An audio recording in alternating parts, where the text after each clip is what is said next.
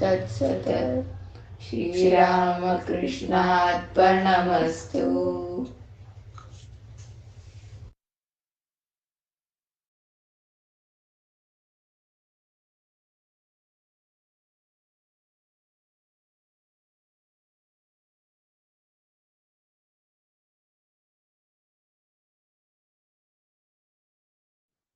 ಜಯರಾಮಕೃಷ್ಣ, ಎಲ್ಲರಿಗೂ ನಮಸ್ಕಾರ. ನನ್ನ ಹೆಸರು ಕ್ರಿಷಕ್ಕೆ ಶರಣಗೌಡ್. ಇವತ್ತು ನಾನು ಸ್ವಾಮಿ ವಿವೇಕಾನಂದರು ಚಿಕ್ಕವರಿದ್ದಾಗ ಏನ್ ಮಾಡ್ತಿದ್ರು ಅಂತ ಇವತ್ತು ಒಂದು ಕಥೆ ಹೇಳ್ತೀನಿ.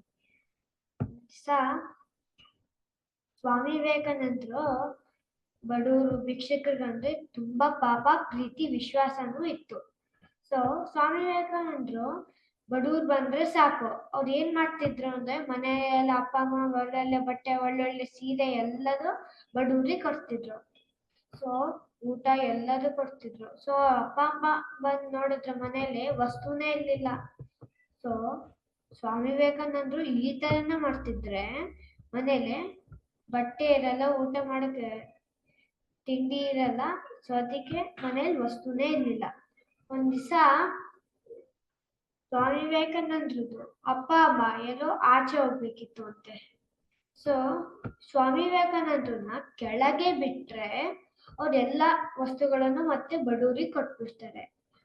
ಅವ್ರು ಏನ್ ಮಾಡಿದ್ರು ಅಂದ್ರೆ ಅವ್ರಮ್ಮ ಮೇಲೆ ರೂಮಲ್ಲಿ ಲಾಕ್ ಮಾಡಿದ್ಬಿಟ್ಟು ಅವರು ಬಾಗ್ಲು ಹಾಕೊಂಡು ಹೋದ್ರು.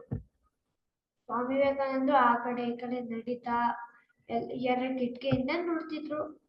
ಅಲ್ಲಿ ಭಿಕ್ಷುಕರು ಬೇಡ್ಕೊಂಡು ಬರ್ತಿದ್ರು. ಅದೇ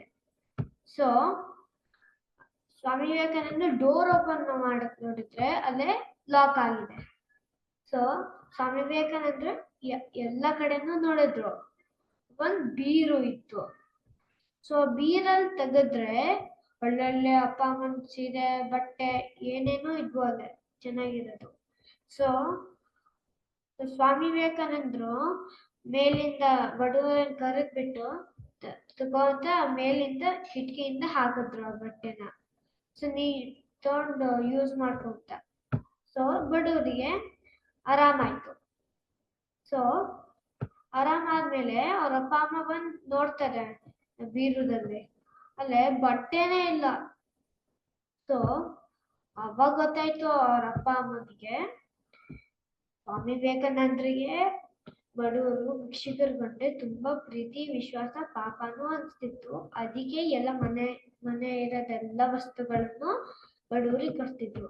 ಇದರಿಂದ ಪಾಠ ಏನು ಅಂದ್ರೆ ಬಡವರಿಗೆ ನಾವು ಅವ್ರಿಗೆ ಸಹಾಯ ಮಾಡ್ಬೇಕು. ಎಷ್ಟಾಗುತ್ತೋ ಅಷ್ಟು ಅವರಿಗೆ ಸಹಾಯ ಮಾಡ್ಬೇಕು. ಇವತ್ತಿನ ಒಂದು ಸಂಡೇ ಕ್ಲಾಸ್ 893rd ಸಂಡೇ ಕ್ಲಾಸ್ನ ಜೈಕಾರದೊಂದಿಗೆ ಸಂಪನ್ನಗೊಳಿಸೋಣ.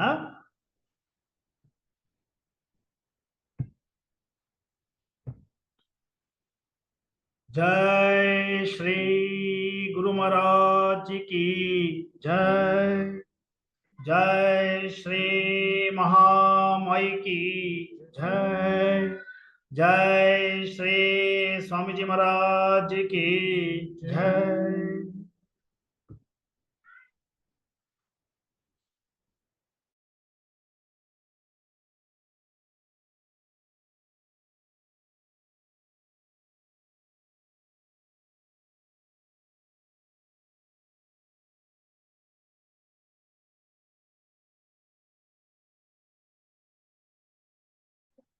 Jairam Krishna sir. Jairam Krishna sir. Jairam Krishna sir. Jairam Krishna sir. Jairam Krishna sir. Jairam Krishna sir. Jairam Krishna sir. Jairam Krishna sir. Jairam Krishna sir. Jairam Krishna sir. Jairam Krishna sir. Jairam Krishna sir. Jairam Krishna sir. Jairam Krishna sir.